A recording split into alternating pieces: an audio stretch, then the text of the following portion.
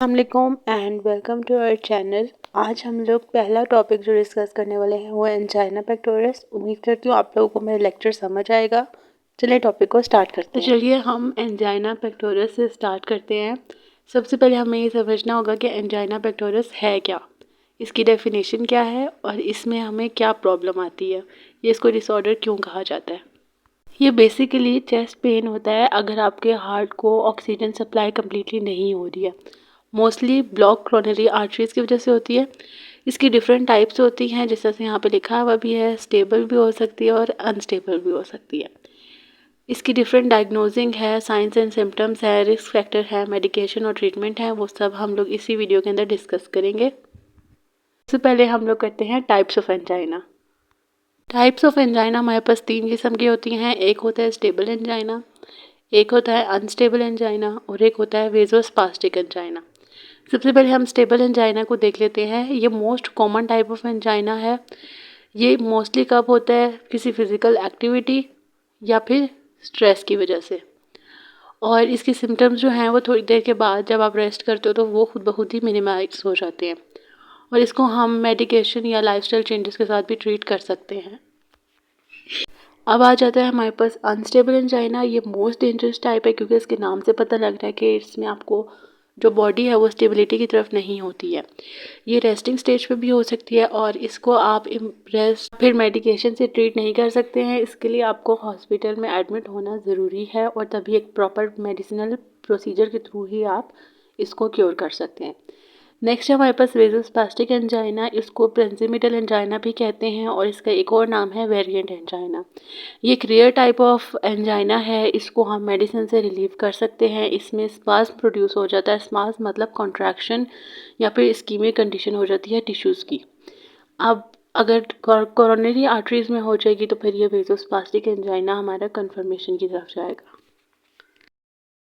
आ जाते हैं हम अपने मेन टॉपिक की तरफ, जिसका नाम है classification of anti anginal drugs, जो कि इसकी मेन फार्माकोलॉजी भी है।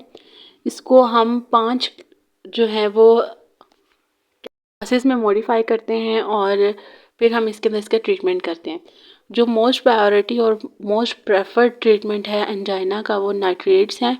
उनमें फर्दर 2 टाइप्स आ जाती हैं, शॉर्ट एक्टिंग और लॉन्ग एक्टिंग की। Secondly we have beta blockers. Third में हमारे पास कैल्शियम चैनल ब्लॉकर्स हैं। फोर्थ में हमारे पास पोटेशियम चैनल ओपनर्स हैं और फिफ्थ में डिफरेंट एंटी एंजाइनल ड्रग्स आ जाती हैं।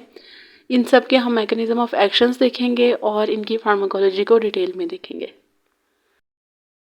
सबसे पहले मैं आप लोगों को इसका मैकेनिज्म ऑफ एक्शन समझा देती हूँ। उसके बाद हम लोग जो है वो इसका एक फ्लो चार्ट देखेंगे और देन फिर हम इसकी प्रोटोटाइप्स पे जाएंगे। सबसे पहले हमारे पास मैकेनिज्म ऑफ एक्शन है। इसके 2 मेन एक्शन हैं जो कि हम नाइट्रेट्स में कंसीडर कर रहे हैं, that is vasodilation and reduce pre load and reduce after load. यही 2 इसके मेन फंक्शंस हैं और यही मोस्ट इंपॉर्टेंट है, इसलिए हम इनको प्रायोरिटी में रखते हैं नाइट्रेट्स को। सबसे पहले हमारे पास है वेजोडाइलेशन। वेजोडाइलेशन हमारे पास कैसे हमारी हेल्प कर रही है, इसके लिए हम लोग इस फ्लो चार्ट को देखेंगे। सबसे पहले आप देख सकते हैं नाइट्रेट्स की जो है वो डीनाइट्रेशन होगी स्मूथ मसल सेल के अंदर। वो डीनाइट्रेशन की वजह से हमारे पास नाइट्रिक ऑक्साइड रिलीज़ करेगा, जिसकी वजह से जीटीपी की सीजीएमपी पे कन्वर्ट हो जाएगा। यहाँ पे बेसिकली हुआ यह था कि जीटीपी जो है वो जीएमपी में कन्वर्ट हुआ था ग्वेनाइलाइल साइक्लेज की वजह से। ये एक एंजाइम है, लेकिन नाइट्रिक ऑक्साइड के रिलीज से यहाँ पे क्या फ़र्क पड़ा है कि हमारे पास साइक्लिक जीएमपी का लेवल इंक्रीज़ हुआ है। उसकी इंक्रीज़ की वजह से, क्योंकि हमारे पास स्पाज्म कंडीशन हो जाती है जब भी हमें एंजाइना की कंडीशन हो रही है और हमें नाइट्रेट चाहिए, तो वो उसकी मायोसिन लाइट चेन की रिलैक्सेशन कराएगा, जिसकी वजह से वेजोडाइलेशन या फिर हम वीनोडाइलेशन भी कह सकते हैं, आर्टेरियल डायलेशन होगी और जो हमारे पास कोरोनरी वेसल्स हैं वो डायलेट हो जाएंगी और हमारी जो ब्लड सप्लाई है वो प्रॉपर होगी। अगर ब्लड सप्लाई प्रॉपर नहीं हो रही, दैट मीन्स कि आपकी जो वेसल्स हैं वो कंस्ट्रिक्ट हुई हुई हैं। अब जो इसका सेकंड मोस्ट इम्पॉर्टेंट फंक्शन है वो है reduce pre load and after load. After load और प्री लोड के कम होने से या रिड्यूस होने से नाइट्रेट्स का क्या रोल है और ये क्या फंक्शन कर रहे हैं, ये मोस्ट इम्पॉर्टेंट है। आप लोगों ने इस मैकेनिज्म को लाजमी ध्यान से सुनना है। ये रही वो पिक्चर जो आपको बता रही है कि प्री लोड और आफ्टर लोड से क्या फ़र्क पड़ेगा। सबसे पहले आप लोग अगर यहाँ पे देखें, अगर हमारी ऑक्सीजन डिमांड और सप्लाई दोनों प्रॉपर नहीं हो रही है तभी एंजाइना होता है। तो हमने अगर नाइट्रेट्स दी हुई हैं तो प्री लोड और आफ्टर लोड के जो रिडक्शन है उससे क्या फ़र्क पड़ेगा। प्री लोड होता क्या है, ये वो वॉल्यूम है ब्लड का जो वेंट्रिकल्स में मौजूद होता है, वहाँ से निकलता है डायस्टोल के एंड होने पे, डायस्टोलिक प्रेशर का एंड जब होता है। और आफ्टर लोड होता है वेंट्रिकल से मस्ट ओवरकम करना होता है ताकि वो ब्लड की सर्कुलेशन कर सके। प्री लोड और आफ्टर लोड का आपस में एक रिलेशन है जो कि है cardiac output is equals to preload multiply by afterload. अगर हम लोग इन दोनों चीज़ों को रिड्यूस करेंगे तो कार्डियक आउटपुट भी रिड्यूस हो जाएगी क्योंकि इन लोगों का डायरेक्ट रिलेशनशिप है। तो ये तो ऑब्वियस सी बात है कि अगर हमारे पास कार्डियक आउटपुट डिक्रीज़ होगी तो ऑक्सीजन डिमांड भी ऑटोमेटिकली डिक्रीज़ हो जाएगी।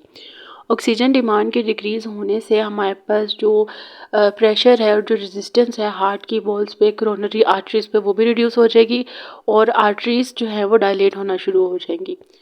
तो ये हमारी नाइट्रेट्स इसी वजह से टॉप प्रायोरिटी पे होती हैं, या सबसे पहले हम लोग इसीलिए देते हैं ताकि हमारे पास फ़ौरन से जो कार्डियक आउटपुट है वो रिड्यूस हो जाए। अब हम लोग आ जाते हैं टाइप्स ऑफ नाइट्रेट्स में। इसकी दो टाइप्स हैं, एक होते हैं शॉर्ट एक्टिंग और एक होते हैं long acting. Obviously short acting का जो टाइम है वो कम होगा, लेकिन ये हम तभी यूज़ करेंगे जब इसके लिए हमें क्विक रिलीफ चाहिए होगा एक्यूट एंजाइना अटैक्स का, या हम अनस्टेबल एंजाइना में मोस्टली देते हैं ताकि जो हमारा टाइम है बिटवीन इनको हॉस्पिटल तक पहुंचाने के लिए, तब हम लोग जो है वो शॉर्ट एक्टिंग नाइट्रेट्स दे सकते हैं।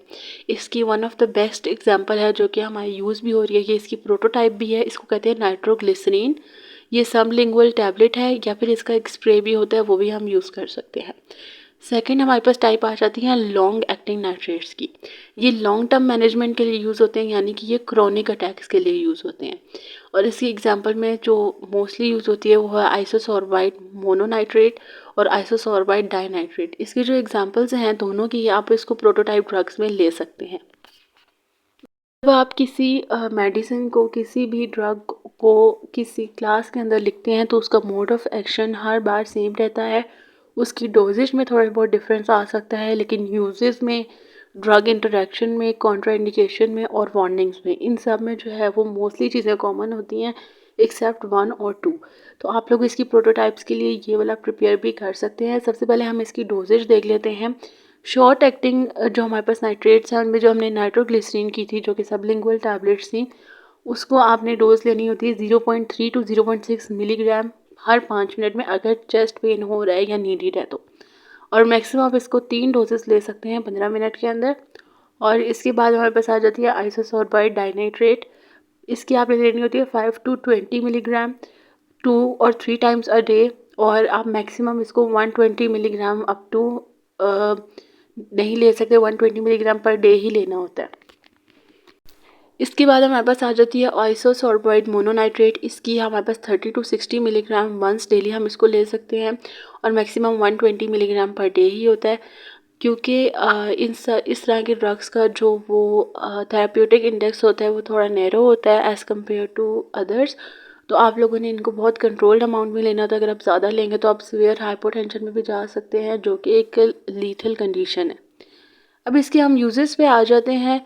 जो हमारे पास शॉर्ट एक्टिंग ड्रग है, पहले हम उनके यूजेस देखेंगे एंड देन फिर हम लॉन्ग एक्टिंग के देखेंगे। शॉर्ट एक्टिंग ड्रग के 3 किस्म के यूजेस हैं। ऑब्वियसली एक जो हम डिजीज़ या फार्माकोलॉजिकल कंडीशन देख रहे हैं उसका, और एक जो है वो हम लोग बाकी कंडीशंस में भी जहाँ पे हम उसको यूज़ कर सकते हैं वहाँ पे भी देखेंगे।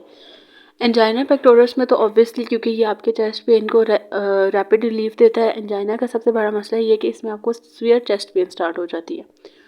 और अगर आपको फ्यूचर में भी अगर आनी होती हैं कोई भी मायोकार्डियल ऑक्सीजन डिमांड्स जो कि एंजाइना की तरफ लेके जाएं, तो उनको भी रिड्यूस करने के लिए हम इनको यूज़ करते हैं।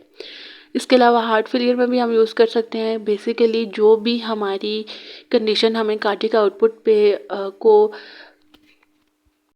कॉम्प्रोमाइज़ करने के लिए जो है वो हम को यूज़ करते हैं। बेसिकली कोई भी अगर कंडीशन है जिसमें आपकी कार्डियक आउटपुट कॉम्प्रोमाइज़ है तो वहाँ पे हम लोग नाइट्रोग्लिसरीन दे सकते हैं as a short acting drug, ताकि आप लोग उसके जितने भी सिम्टम्स हैं उनको मिनिमाइज़ कर सकें। थर्डली, हाइपरटेंसिव इमरजेंसीज में भी हम दे सकते हैं। इसकी नाइट्रोग्लिसरीन की आईवी दी जाती है क्योंकि आईवी की बायो अवेलेबिलिटी मैक्सिमम होती है और उसका कोई फास्ट पास मैकेनिज़्म भी नहीं होता, तो इस वजह से हम उसको भी प्रेफर करते हैं व्हेन इन इमरजेंसी कंडीशन। ये आपका फ़ौरन से ब्लड प्रेशर को लो कर देता है, जिसकी वजह से आप लोगों की जो कंडीशन है वो वर्स नहीं होती। आ जाते हैं लॉन्ग एक्टिंग का। जिस तरह से मैंने आपको बताया कि लॉन्ग एक्टिंग जो है वो क्रोनिक कंडीशंस में यूज़ होता है, तो इसके यूजेस तो वही रहेंगे, लेकिन अगर कोई क्रोनिक एपिसोड है तब हम इसको प्रेफर करेंगे, अदरवाइज हम शॉर्ट एक्टिंग की तरफ ही जाते हैं। या फिर एक पेशेंट हॉस्पिटल में एडमिट है और उसको एक्यूट से नहीं वो सेटल हो रहा, और settling is the most preferred condition. जब आपने किसी भी एंजाइना के पेशेंट को ट्रीट करना है तो पहले आपने उसको नॉर्मल पे लाना है, उसको सेटल करना है, एंड देन आपने प्रॉपर मेडिकेशन स्टार्ट करनी होती। सो दैट्स वाई हम लोग कोशिश करते हैं कि तब हम लॉन्ग एक्टिंग नाइट्रेट्स जो हैं वो दें। अब इनकी कुछ ड्रग इंटरेक्शंस हैं, यानी आप इनको किन मेडिसिन के साथ नहीं ले सकते हैं। अगर हम इनको फॉस्फोडाइस्ट्रेस इनहिबिटर्स जैसे सिल्डेनाफिल के साथ लेंगे तो ये डेंजरसली ड्रॉप कर देगा ब्लड प्रेशर को। जैसे ही ब्लड प्रेशर नाइट्रेट्स के साथ ऑलरेडी ड्रॉप हो रहा है और अगर आपने इस किस्म के इनहिबिटर्स ले लिए हैं तो फिर ये आपको हाइपोटेंशन की तरफ लेके जा सकता है और लीथल कंडीशन हो सकती है। इसके अलावा अगर आप ऑलरेडी कोई एंटी हाइपरटेंसिव ड्रग ले रहे हैं तब भी आप इसको नहीं ले सकते क्योंकि ये हाइपोटेंशन की तरफ जाता है, और अल्कोहल पेशेंट्स के साथ भी ये कॉन्ट्राइंडिकेटेड है। अब हमारे पास आ जाती हैं कॉन्ट्राइंडिकेशंस, कि अगर आपको पहले से ही कोई डिजीज़ है या पहले से ही किसी मेडिसिन के साथ ले रहे हैं तो आप इसको ना लें। एक तो PDE5 इनहिबिटर्स, वही फॉस्फोडाइस्ट्रेस इनहिबिटर्स के साथ। अगर आपको सीवियर एनीमिया है तब भी आप ना लें क्योंकि oxygen delivery to tissues already reduced होती है और नाइट्रेट्स के साथ और रिड्यूस हो जाती है। और अगर आपका इंट्राक्रैनियल प्रेशर इंक्रीज्ड है तब आप नाइट्रेट्स को ना लें, इसके साथ वर्स कंडीशन और वर्स हो जाती है। थर्ड हमारे पास आ जाती हैं वार्निंग। ये जो नाइट्रेट्स हैं हम इनको सडनली डिसकंटिन्यू नहीं कर सकते, इनकी आपने डोज को रिड्यूस करते करते करते इसको डिसकंटिन्यू करना होता है। अगर एकदम से अब्रप्टली आप इसको स्टॉप कर देंगे तो आपको रीबाउंड एंजाइना हो सकता है या फिर आपका हार्ट पेन इंक्रीज़ हो सकता है, आपको दोबारा से एंजाइना अटैक आ सकता है। इसलिए हमें हाइपोटेंशन का रिस्क होता है। अगर हम नाइट्रेट्स ले रहे हैं तो आपने इनकी डोज को बहुत कंट्रोल्ड कंडीशन में लेना है और the recommendation of proper individuals के लेना है। अब हमारे पास जो नाइट्रेट्स है वो भी ख़त्म हो चुका है टॉपिक।